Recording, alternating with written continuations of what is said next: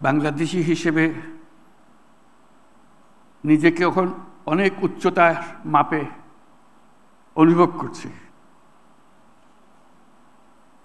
আমরা যদিও বেগম রোকেয়াকে স্মরণ করে এটা করছি, মনে হচ্ছে এটা মহিলাদের একটা বিষয়।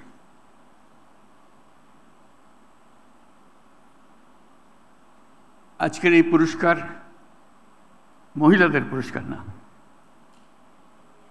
আমাদের সমস্ত জাতির পক্ষ থেকে পুরস্কার। আমরা সবাই দাঁড়িয়ে জোরে হাততালি দিয়ে তাদেরকে অভিনন্দন জানাই।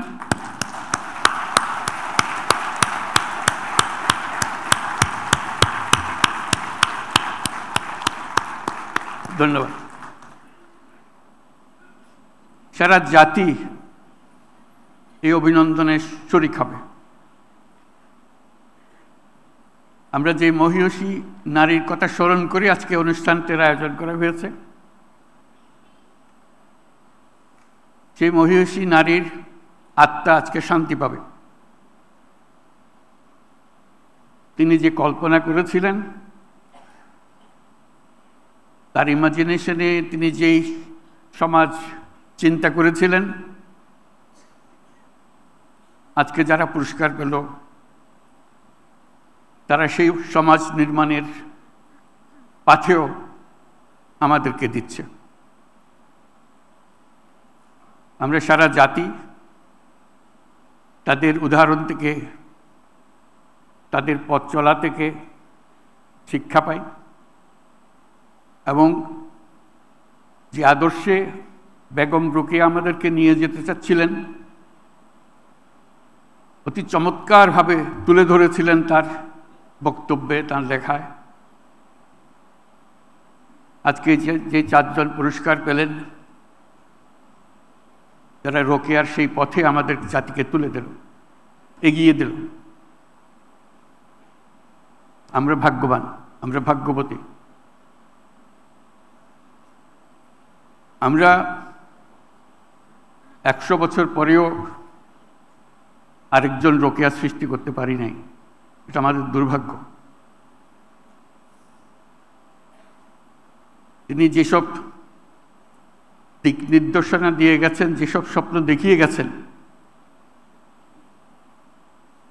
সেই স্বপ্নকে আমরা আমলে আনতে পারি নাই। কথা বলেছি, অগ্রসর হতে পারি না। আজকে তার জন্ম উপলক্ষে যে আয়োজন, সেটা শুধু তাকে স্মরণ করার জন্য না, আমাদের ব্যর্থতাগুলো খুঁজে বার করার জন্য। কেন আমরা ব্যর্থ হলাম? কেন এই 100 বছরেও আরও বেগম রোকেয়া আসলো না আমাদের মাঝখানে, যে আমাদেরকে পথ দেখাতো, এগিয়ে নিয়ে যেত, ধাক্কা দিত, মনে করিয়ে দিত কোন পথে আমাদের যাওয়া দরকার। 100 বছর পরে কি হলো? কত অগ্রসর হলাম?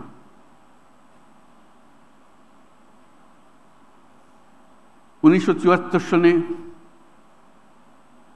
বিরাট দুর্ভিক্ষ হলো, পথে পথে মানুষ মারা গেল। আমরা নির্বাক তাকিয়ে দেখলাম,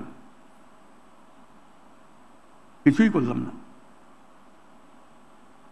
তাদের মধ্যে বহু মহিলার মৃতদেহ, তার সন্তানের মৃতদেহ।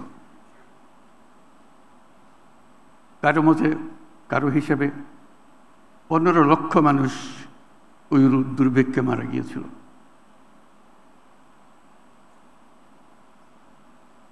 আমরা চিলমারির কথা শুনি, আমরা মঙ্গার কথা শুনি, শুনে পত্রিকার সংবাদের মতো একবার পরে এগিয়ে যাই। কি হলো তাদের, যারা প্রতি বছর মঙ্গার শিকার হয়, অনাহারে থাকে? তার জন্য আমাদের করণীয় কি? আমরা হিসাব করিনি। এই যে দুর্ভিক্ষ হলো, এর ফলে আমরা কে কি প্রতিকার চাইলাম সেটাও আমরা একত্র করে দেখিনি। তার ধাক্কা চট্টগ্রামেও পৌঁছেছিল। চট্টগ্রামে যদিও দুর্ভিক্ষ হয়নি, ধাক্কাটা পৌঁছেছিল। সারা দেশের ধাক্কা সেখান থেকে আমরা অনুভব করেছি। তখন আমি চট্টগ্রাম বিশ্ববিদ্যালয়ের শিক্ষক, অর্থনীতি বিভাগে। আমরা ধাক্কাটাকে এভাবে নিতে চেয়েছিলাম, এই বিশ্ববিদ্যালয়ের যদি কোনো অর্থ থাকে তাহলে পাশের যে গ্রাম, সেই গ্রামের উপরেও তো একটা ছাপ থাকতে হবে বিশ্ববিদ্যালয়ের অস্তিত্ব নিয়ে। না হলে কিসের এই বিশ্ববিদ্যালয়, কিসের এই জ্ঞান যার ছোঁয়া পাশের গ্রামে লাগে না। তখন ছাত্রদের নিয়ে ভাবলাম, ছাত্র এবং ছাত্রীদের নিয়ে ভাবলাম, আমরা এই জোবরা গ্রামকে চিরদিনের জন্য দুর্ভিক্ষ থেকে মুক্ত রাখব। এখানে যেন কোনো অবস্থাতেই দুর্ভিক্ষ ঢুকতে না পারে। সবাই খুশি, সবাই এক পায়ে প্রস্তুত করতে উৎসাহ সহকারে। সেই ছিল আমাদের যাত্রা। শুধু আমরা সারা দেশের কিছু করতে পারবো না, সেই ক্ষমতা আমাদের নেই, কিন্তু আমাদের পাশে একটা গ্রাম আছে, সেটার জন্য আমরা কিছু করতে পারি এবং নিশ্চিত করতে পারি। শুধু করতে পারি না, নিশ্চিত করতে পারি। দুর্ভিক্ষে আঘাতটা কার কাছে প্রথম আসে? মেয়েদের উপরে, শিশুদের উপরে। আমরা চেষ্টা করলাম তাদের সঙ্গে কথাবার্তা বলার জন্য। মেয়েরা আমার সঙ্গে দেখা করবেই না, কিছুতেই না, আমি পুরুষ মানুষ। মেয়েরা গেল, তাদের সঙ্গে কথা বলল, বোঝালো কি করা যায়। সেইটার থেকে এই ঋণ কর্মসূচি শুরু হলো, যেটা পরবর্তী তার বড় আকার ধারণ করলো। এটাও সোজা ছিল না। সে যে টাকার কথা বলছি, সে টাকার ভয়ে মেয়েরা অস্থির যে হাত দেবে না টাকাতে, এটা আমাদের কাজ না। আমি কোনোদিন স্পর্শ করি নাই টাকা, এই হলো তাদের পজিশন। তা আমি মেয়েদেরকে বললাম, কয়েকটা টাকা সঙ্গে নিয়ে যেও, একটু হাতে লাগিয়ে দিও, স্পর্শ তো করলেন, এখন হলো। ওইভাবে শুরু হয়েছিল। তাদেরকে টাকার ছোঁয়া, একটু ছোঁয়া লাগানো, থ্রিল তো অনুভব করা যে আমি টাকা ছুঁয়েছি।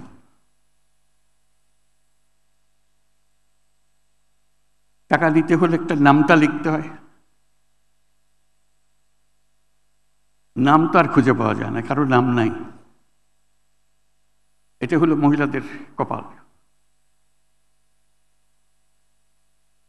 সেই শৈশবে কারো মেয়ে, অমুকের মেয়ে, বিয়ে হলে অমুকের বউ, সে জানে না তার নাম কি। কোনো রকমে তার থেকে আমরা নাম্বার করতে পারি না, জানে না সে। বল সবাই তো চেনে আমাকে, অমুকের মা। সেই গেল এক অধ্যায়, নাম ঠিক করা। আমাদেরকে ঠিক করে দিতে হলো এক একজনের নাম, আপনার নাম ওই, আপনার নাম এই। তাতে আমাদের কাগজপত্র তৈরি করার জন্য, আর কিছুর জন্য না। মানুষ সমাজের একটা অংশকে কিভাবে নিজের থেকে বিচ্যুত করে ফেলে, তার নমুনা। তার কোনো সত্তা নাই, she doesn't exist। অমুকের মা, অমুকের মেয়ে, অমুকের নাতি নাতনি, এই পরিচয়ে তার পরিচয়। নাম তো দিলাম, বললাম না নামটা লিখতে শিখতে হবে। কোনোদিন হাতে কলম ধরে নাই।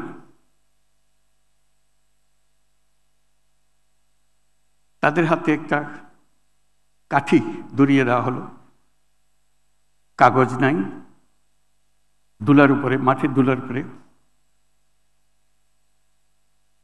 লিখবে। ওই নাম লিখতে না পারলে আমরা বললাম যে তোমরা আমাদের কর্মসূচিতে নেব না, একটা বিরাট চ্যালেঞ্জ। সে ঢুকবে, এই নাম লেখাটাকে শিখতেই হবে। দিন রাত পরিশ্রম করছে, টপ টপ করে চোখের পানি পড়ছে, এবং সেই নাম লেখা সে শিখল। সগৌরবে এসে পরীক্ষা দিল, নাম লেখা দেখাইল, সবাই মিলে হাততালি দিল। সে সোজা হয়ে দাঁড়ালো, সে তার নাম লিখতে পারে, তার নবজন্ম হলো।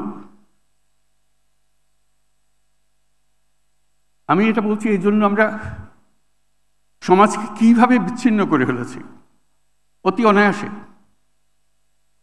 তার সত্তা, তার অস্তিত্ব অস্বীকার করে।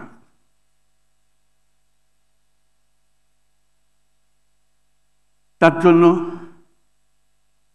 নানা রকমের অসুখ বিসুখের প্রশ্ন উঠল।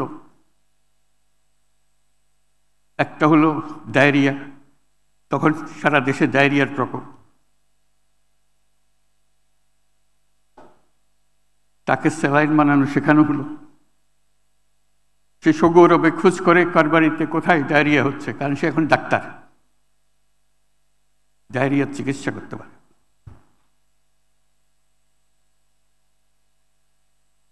আমাদের সঙ্গে যারা এটা যত বড় হতে আরম্ভ করলো, আমাদের সঙ্গে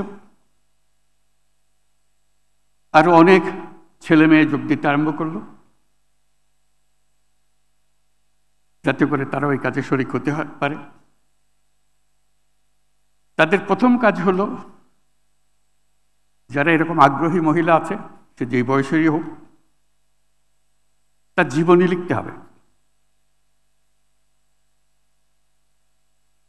যে তার নাম জানে না, তার জীবনীও জানে না, কখন তার জন্ম হয়েছিল সেটাও জানে না, বয়স কত সেটাও জানে না। আমাদেরকে প্রশিক্ষণ দিতে হলো, আমাদের যারা নতুন যোগদান করছে, বয়স আন্দাজ করার কি কি উপায়, বয়স এস্টাবলিশ করা। বয়স্ক হলে বলবে, ওই যে বন্যা হয়েছিল, সবচেয়ে বড় বন্যা যেটা, তখন আমি ছোট, তখন মোটা হাঁটতে পারি, তখন একটা রেফারেন্স পয়েন্ট পাওয়া গেল। বন্যার থেকে সে যদি তখন হাঁটতে পারে, তার বয়স কত হতে পারে। যেহেতু একটা চট্টগ্রাম, সে একটা কথা বলতো, 59 মগির তুফানে আমি তখন দৌড়াদৌড়ি করতে পারি। 59 মগি কবে, সেটার থেকে বার করে তার বয়স বার করা।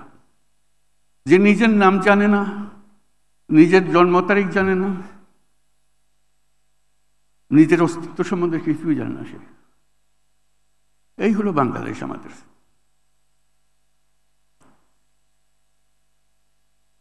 এটা ছিল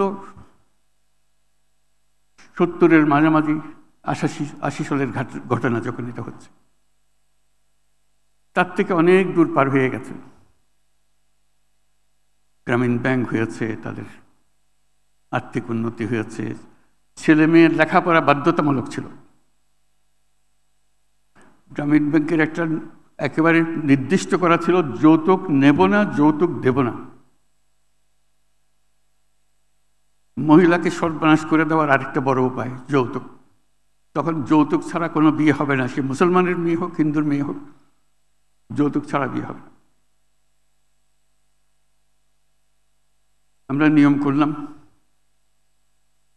যে যৌতুক দেবে সে গ্রামীণ ব্যাংকে থাকতে পারবে না, গ্রামীণ ব্যাংকে বের হয়ে তাকে যৌতুক দিতে হবে। এটার থেকে বহু রকমের কর্মসূচি শুরু হলো। কারণ গ্রামীণ ব্যাংকের বাইরে কাউকে যদি তার মেয়ের বিয়ে দিতে হয়, যৌতুক তাকে অবশ্যই দিতে হবে, নাহলে মেয়ের বিয়ে হবে না। তখন ঠিক হলো যে গ্রামীণ ব্যাংকের ভেতরে বিয়ে দিতে হবে, কারণ তারা যৌতুক নেয় না, তারা যৌতুক দেবে না। ঘটকালির কাজ শুরু হলো গ্রামীণ ব্যাংকের, কোন পাড়াতে কোথায় মেয়ে আছে বিয়ে করার জন্য, বা ছেলে আছে বিয়ে দেওয়ার জন্য। আমি এগুলো বলছি এর জন্য, এটা 100 বছর পরের ঘটনা।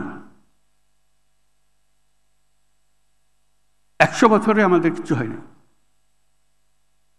নিচের দিকে নেমেছে।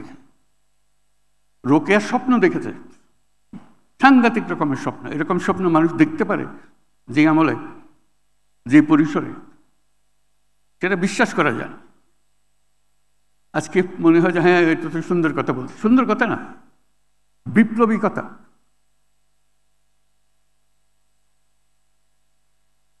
সমস্ত সমাজকে ঝাঁকুনি দিয়ে পাঠা,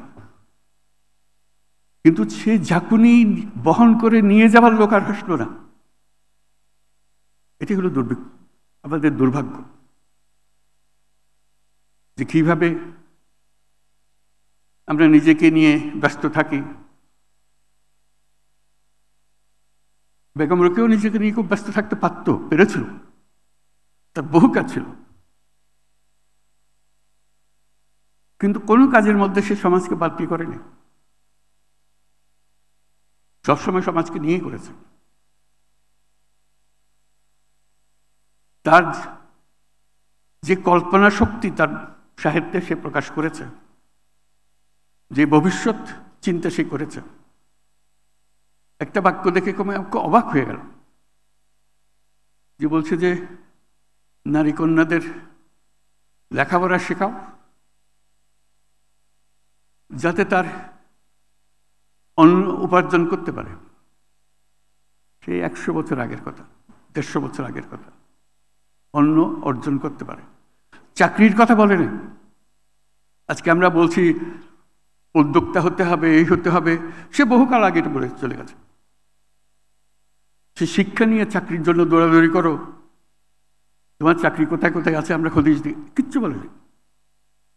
সে নিজের অন্ন ব্যবস্থা করবে। সেখান থেকে আমরা শিখতে পারছি না কেন? উৎসব করছি, সব করছি, কিন্তু শিখতে পারছি না। আমাদের দৈনন্দিন পথে রোকেয়ার সঙ্গে থাকুক, তাহলেই সার্থকতা। আর আজকে যারা পুরস্কার পেলেন তারা শুধু বাংলাদেশের নয়, সারা বাংলাদেশকে তারা অন্য এক পর্যায়ে নিয়ে গেছে প্রত্যেকে। এটা আরো একটি পুরস্কার নাম, এটা যুগান্তকারী পুরস্কার, যারা আমাদেরকে দুনিয়ার সামনে অন্য স্তরে নিয়ে গেছে। এরা শুধু বাংলাদেশের মেয়ে না, এরা সারা পৃথিবীর নেতৃত্ব দেওয়ার মেয়ে। কাজে তাদেরকে যে আজকে আমরা পেয়েছি এই ছোট অনুষ্ঠানে সম্মান দেখানোর জন্য, এটা তার প্রথম ধাপ। তারা সারা বাংলাদেশকে পাল্টে দিচ্ছে। আজকে যে অনুষ্ঠানটা হলো, এটার কথা যখন পত্রপত্রিকা ছাপা হবে, পড়বে, প্রত্যেক মেয়ে চিন্তা করবে, কিরে বাবা, আমরা কোথায়? আমরা কেন হতে পারছি না এরকম? তাদের স্ট্যান্ডিং, তাদের বক্তব্য, তাদের ফিলসফি, এটা শুধু বাংলাদেশ প্রেক্ষিতে না, এটা বিশ্ব প্রেক্ষিতে। এদের প্রত্যেককে সারা দুনিয়া সম্মান করে। আমরা প্রথম তাদের সম্মান দেখালাম, তাদেরকে ডেকে এটা পুরস্কার দেওয়ার জন্য। আজকের যে নারী সমাজ, গণ অভ্যুত্থান পরবর্তী নারী সমাজ, সেটা ভিন্ন নারী সমাজ, নতুন বাংলাদেশ গড়ার নারী সমাজ। এদের মাধ্যমেই এই নতুন বাংলাদেশের যাত্রা শুরু। তারা শুধু নারীদের নয়, সবাইকে উজ্জীবিত করবে। সেই জন্য তাদেরকে উঁচু করে ধরে রাখা আমাদের জন্য এত দরকার। বেগম রোকেয়ার মতো যেন না হয়। সুন্দর লিখে গেছেন, আমরা পড়েছি, ভালো লেগেছে, কিস্সা খতম। ঝাঁকুনি দিতে হবে। এটা কোথাও এক জায়গা থেকে আসবে না, প্রত্যেক জায়গায় জায়গায়। কাজে সেই উত্তেজনা, সেই চেতনা নিয়ে আমাদের নতুন বাংলাদেশ গড়ে উঠুক, তাদেরকে সামনে রেখে তারা যে পথ আমাদেরকে দেখালো, দুনিয়ার সামনে উঁচিয়ে ধরল, সেই পথ আমরা দ্রুত যেন নিয়ে যাই। এর মধ্যে অনেক পরিবর্তন হয়েছে। আমি একটা পরিবর্তনের কথা বলি। আমরা যখন বিশ্ববিদ্যালয়ে পড়ি, অনেকের সেই অভিজ্ঞতা আছে, আমরা যখন বিশ্ববিদ্যালয়ে পড়ি ইকোনমিক্স অনার্সে অনেক ছেলে ছিল, 4 জন মেয়ে ছিল, প্রায় বিভাগে তাই, কোনো বিভাগে কোনো মেয়ে ছিল না।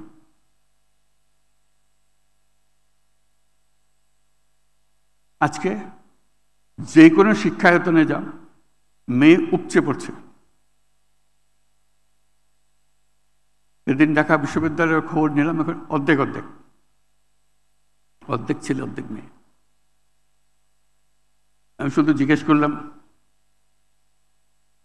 মেয়েদের হল কয়টা? বলে 5টা। আর ছেলেদের 13টা। বললাম যে এটা কোন বিচার হলো? মেয়েদের তো সবসময় সবার প্রথমে দরকার থাকার জায়গা, ছেলেরা তো যেখানে সেখানে সময় কাটাতে পারে, মেয়েরা তো পারছে না, পারবে না। ওই হলো অবস্থা, আমাদের চিন্তার অবস্থা। কাজে আমাদেরকে স্পেস ছেড়ে দিতে হবে।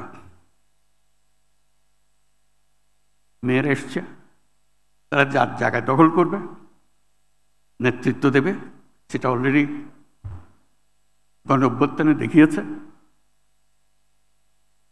আজকে আমাদের সামনে যারা বসে আছে তারা আমাদেরকে বের করে আনবে।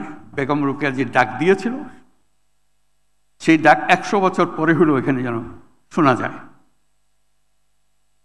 আমরা যেন এটা করতে পারি। ওই যে বললাম যে প্রত্যেকের জীবনী লিখতে হতো, এটা কঠিন কাজ। এক মহিলা যার লিখতেও পারে না, পড়তেও পারে না, নিজের নামও জানে না, তার জীবনী লেখা, তাকে স্মরণ করিয়ে ঘন্টার পর ঘন্টা তার সঙ্গে কাটাতে হয়, দিনের পর দিন তাকে কাটাতে হয়। কারণ আমরা নির্দিষ্ট করে এই সমস্ত তথ্য তোমাকে জোগাড় করতে হবে, তাকে বহুজনের সঙ্গে আলাপ করে শুনতে পারবে। তো যেহেতু আমাদের সংখ্যা বাড়ছে, মেয়ের সংখ্যা বাড়ছে, হাজারে হাজারে হচ্ছে, আমাদের আত্মজীবনী সংখ্যা বাড়ছে। মানে এগুলো এত পিয়ার্সিং জীবনী, শুনলে মনে হয় সমাজকে চিনতে হলে তো এদের কাহিনী বুঝতে হবে, এদের পুরো জীবনী শুনতে হবে।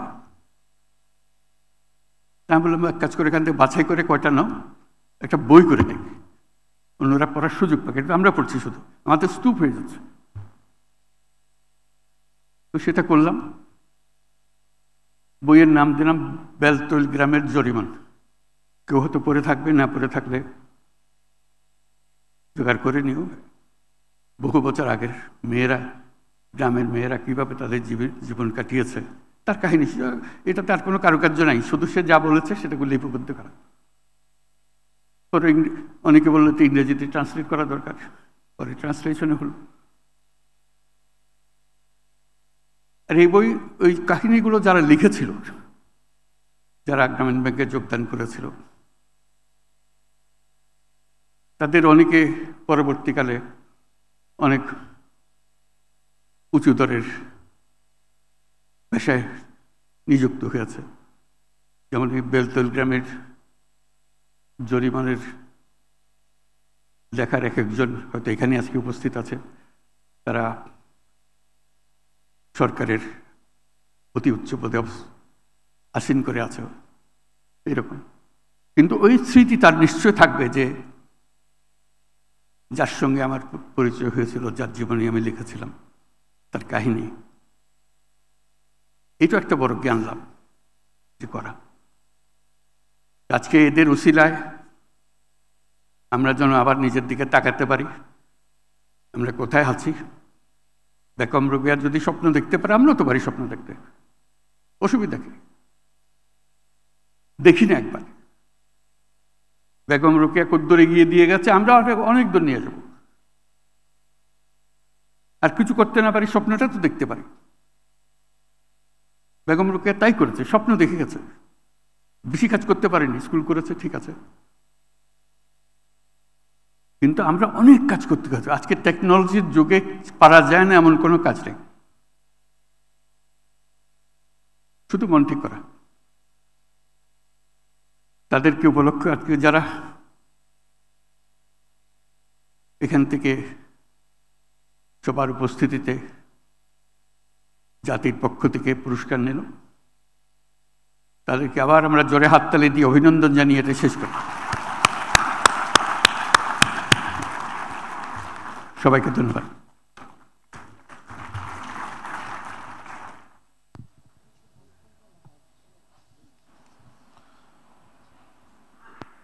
আমাকে মনে করিয়ে দিচ্ছে যে মন্ত্রণালয়ের নাম পরিবর্তন হয়েছে, এখন স্যার নারী ও শিশু মন্ত্রণালয়, আগে মহিলা, কিন্তু সঙ্গে সঙ্গে পয়েন্ট আউট করে দেবো এখনো কিন্তু তোমাদের লেখায় আগের নাম রয়ে গেছে, ওটা সংশোধন করে দেবো। ঠিক আছে, অসুবিধা নেই, ঠিক আছে, থ্যাংক ইউ। আমরা স্বাগত জানাই নতুন নামকে। ধন্যবাদ, কৃতজ্ঞতা মাননীয় প্রধান উপদেষ্টা আপনার দিক নির্দেশনামূলক মূল্যবান বক্তব্য প্রদানের জন্য। সুধীবৃন্দ, এবারে ফটো সেশন পর্ব।